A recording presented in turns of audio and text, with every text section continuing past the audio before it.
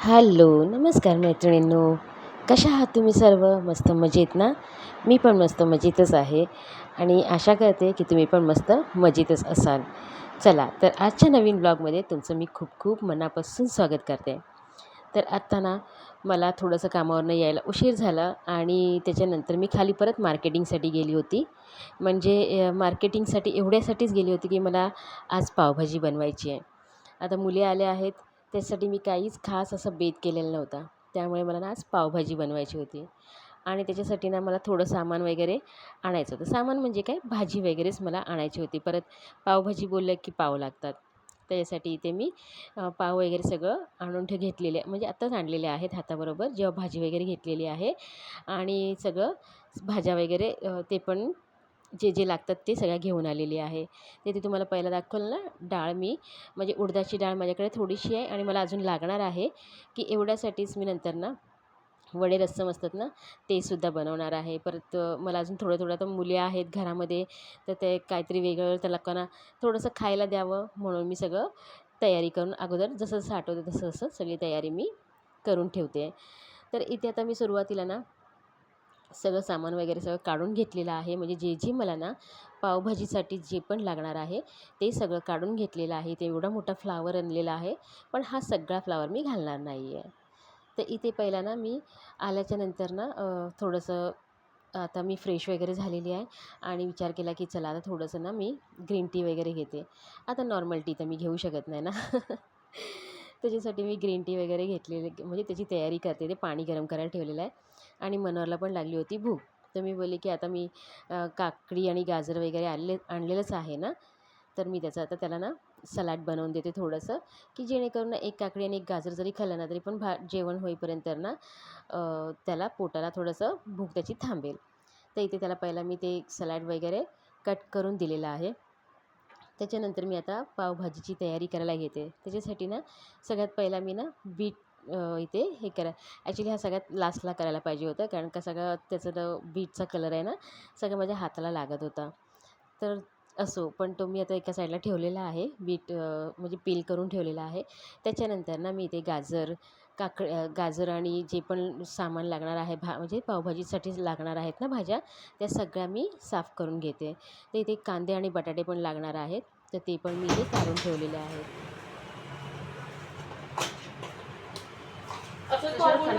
जाम आहे, जाम पाहिजे. जाम मला असंच खायचं. जाम पण आणलं गं. काय ब्रेड आहे, मी जाम लावून खाणार. हा, मला सांगितलं नसतं. इथे व्हिडिओ चालू आहे ना.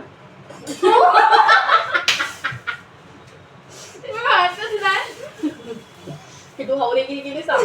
दिसलं त्याच्यात. Hello guys, please like share आणि सबस्क्राईब करा. हा, बोल बोल असंच बोल. एवढं ते बोलायला पाहून नसतंय. Bye guys.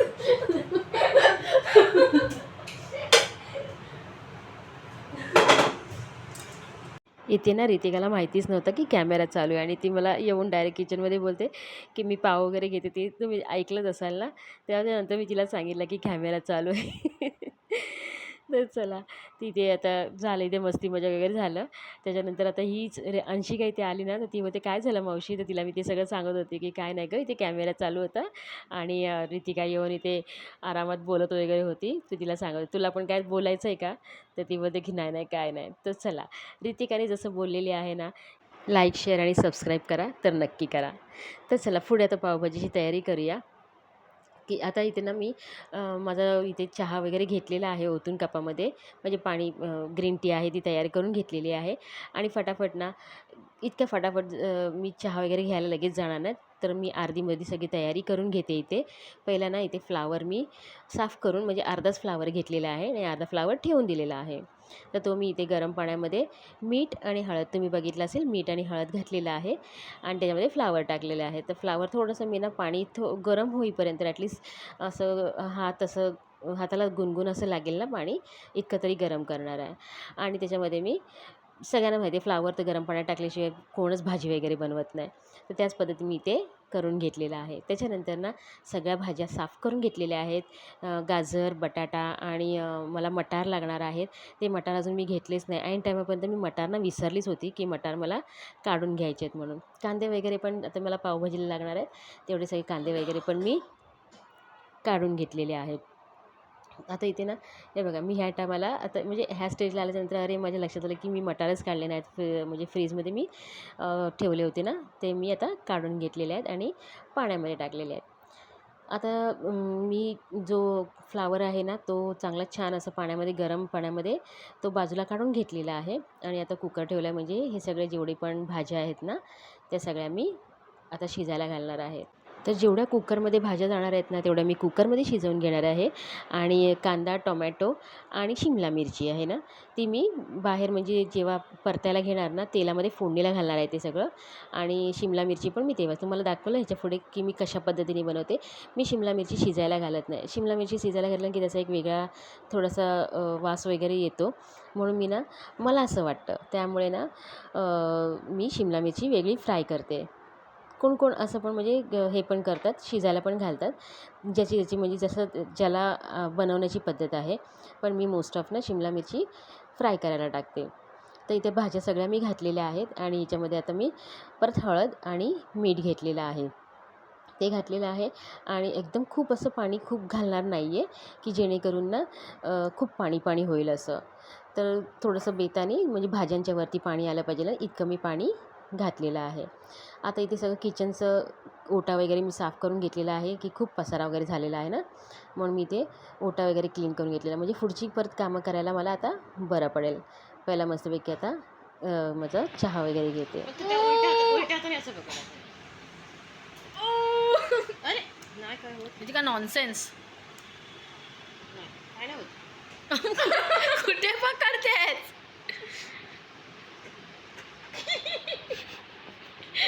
नॉनसेन्स हरकत करू नको. मी पण निघालं, पण दाखव तिला निघाले बघ. निघालं पण. ओ कसं वाटलं? नाही कळलं ना निघालं ते. तिला दुखलं पण नाही, समजलंच नाही ते ॲक्च्युली ते झालं ते. अशा पद्धतीने आम्ही काढत असतो. ते छोटे छोटे असतील ना कुठे, मला पण इथे आहे, पण ते माझं काढायला कोण नाही आहे. मी ताईला जमणार नाही काढायला. बघा कोणाकडे पल्लवीकडे वगैरे जमलं तर बघा इथे असं सेम असंच होतं तिला.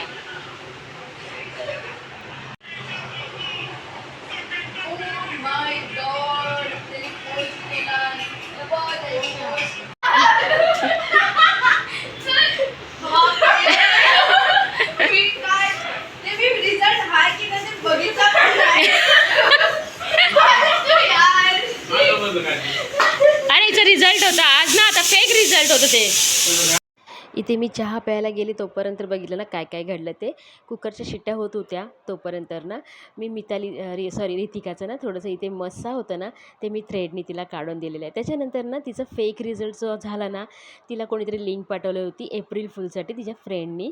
आणि ते त्याच्यामध्ये दिलेलं की आपला आज रिझल्ट लागणार, ती 12thला आहे ना, तर तिचा बोर्डचा आज रिझल्ट लागणार होता असं तिला सांगितलेलं. पण असं काहीच झालं नाही, कारण का तो फेक रिझल्ट होता. तिने जसं ओपन लिंक केलं ना, ती खूप घाबरली होती, इतकी लिटरली घाबरली होती ना की तिने एकदम उड्या मारायला सुरू केली. माझा रिझल्ट आत्ता माझा रिझल्ट आहे म्हणून. मी लिंक ओपन करते आणि लिंक ओपन जशी तिने केली ना, तेव्हा एप्रिल फुल असं तिला एक गाणं आलं. त्याच्यावरती हा सगळा एवढा मोठा जोक झाला. चला, आता माझं मस्तपैकी तुम्ही बघितलं असेल पुढची प्रोसेस सगळी की छान असं म्हणजे सगळ्या भाज्या ना शिजल्या होत्या. त्याच्यामुळे थोडंसं ना असं त्याला मस्तपैकी मऊ करून घेतलेले आहेत. आणि तुम्ही बघितलं असेल की तेलामध्ये थोडंसं बटर घातलेलं आहे, थोडंसं बेतानीच घातलेलं आहे, कारण का मला खूप कंट्रोल करून खायचं आहे ना तेल वगैरे, त्याच्यामुळे माझ्यासाठी सगळ्यांनाच मी असं बनवलेलं आहे. जी लोकं आता नंतर पावभाजी वगैरे खातील ना, त्याच्यामध्ये ती लोकं बटर आपापल्या प्लेटमध्ये घेतील जेवढं पाहिजे तेवढं. तर इथे ना मी फोडणीला बघितलं तुम्ही शिमला मिरची घातलेली आहे. पहिला मस्तपैकी शिमला मिरची थोडीशी अशी ना कुरकुरीत झाली ना, की त्याच्यानंतर कांदा टोमॅटो घातलेला आहे. अशा तेलामध्ये फ्राय झाल्याच्यानंतर ना शिमला मिरची एवढी समजून येत नाही. आणि बघा ह्यानेच मी स्मॅशर आहे ना, त्यानेच मी असं चांगलं स्मॅश करून घेतलेलं आहे. त्याच्यानंतर ना त्याच्यामध्ये मी हळद घातलेली आहे आणि तिखट घातलेलं आहे आणि थोडंसं ना याच्यामध्ये मी आपलं गरम मसाला असतो ना तो घातलेला आहे. छान तेलामध्ये परतल्याच्या नंतर ना मग मी ह्याच्यामध्ये जे बटाटा कुकरमधली भाजी आहेत ना ते घालणार आहे. पण तुम्ही बघितलं असेल कुकरमध्ये भाज्या ज्या आहेत ना, आता ह्या स्टेजला मी पावभाजी मसाला थोडासा घातलेला आहे. त्याच्यानंतर अजून मी एकदा घालणार आहे. तर जो बीट मी घातला होता ना, तो बीट पहिला ना मी वेगळा काढून घेतला, कारण का ना मी जरा जाड घातला होता कट करून, तर तो ना छान असा म्हणजे मऊ झाला नव्हता आणि जरी बारीक करून घातला असेल ना तरी पण ना बीट ना लवकर असं मऊ होत नाही. तर मी त्यासाठी ना मिक्सरला लावला आणि छान असा त्याचा कलर पण येतो आणि भाजी पण छान अशी मस्त थिकनेस वगैरे वाढते किंवा कलर वगैरे पण छान येतो त्याला. ते बघा सगळं मस्तपैकी मसाला मी आधी बनवलेला टोपामध्ये तो छान असं स्मॅशरने असं त्याला मस्त छान असं दाबून दाबून ना मस्त असं एकजीव करून घेतलेला आहे. त्याच्यानंतर ना ह्याच्यामध्ये मी सगळी कुकरमधली भाजी ओतलेली आहे आणि छान मस्तपैकी खूप उशीर मी याला ढवळत राहिली, कारण का खाली सगळा मसाला होता आणि वरती सगळी भाजी होती. त्याच्यासाठी मी खूप उशीर त्याला ढवळायला लागलं सगळं एकजीव करायला. थोडीशी भाजी ना अशी जाडसर जाडसर होती, ती मी या स्मॅशरने चांगली हे करून घेतलेली आहे, घाटून घेतलेली आहे. त्याच्यानंतर ना ह्याच्यामध्ये मी आता परत एका साईडला जो आपला बटर असतो ना तो गरम करायला ठेवलेला आहे आणि याच्यामध्ये मी आता पावभाजी मसाला आणि थोडीशी कोथिंबीर घातलेली आहे. मस्तपैकी ना असं खमंग अशी स्लो गॅसवरतीच करायचं हे आणि छान असं ना ही ट्रिक आहे ना माझी. मी परवा जी गेली होती ना माझ्या नंदेकडे, तेव्हा माझ्या जावेने केली होती ना, तिच्याकडनं ही ट्रिक मी बघितलेली आहे. नाहीतर मी वरून ना फक्त बटर घालायची, पण ती बोलली असं करून बघा एकदा वहिनी भाजी, तर म्हणून ना मी आता ह्या पद्धतीने केलेली आहे. पण खूप छान याला तरी पण छान आलेली आहे आणि मस्तपैकी भाजीचा कलर पण छान आलेला आहे. तर ह्याच्यावरती नंतर मस्त छान असं खमंग फोडणी घातल्याच्या नंतर ना वरून ना मी अर्धा लिंबू असा पिळून घेतलेला आहे. म्हणजे थोडंसं ना पावभाजीला असं आंबटसर थोडंसं येतं ना टेस्ट, ती खूप छान लागते. तर आता ह्याच्यानंतर शेवटला मी कोथिंबीर घातलेली आहे.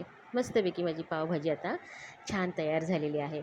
जशी तुम्हाला घट्ट पाहिजे आहे, किती पातळ पाहिजे आहे त्याच्याप्रमाणे तुम्ही पाणी वगैरे घालू शकता आणि त्याच्यानंतर इथे फायनली माझी पावभाजी छान अशी तयार झालेली आहे.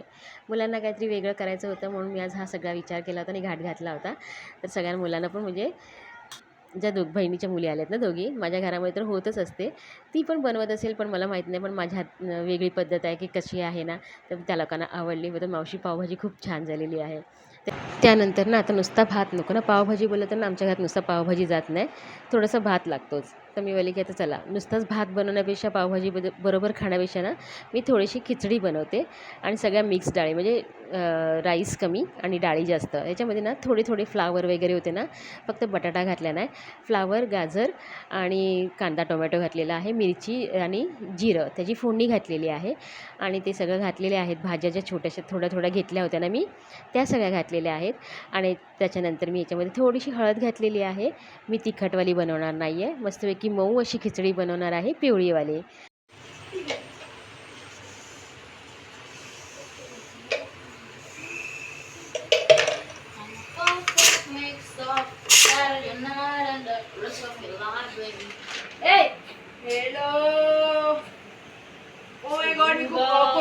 कॅमेरा केला ना माझ्याकडे, आता घे तसं केलं.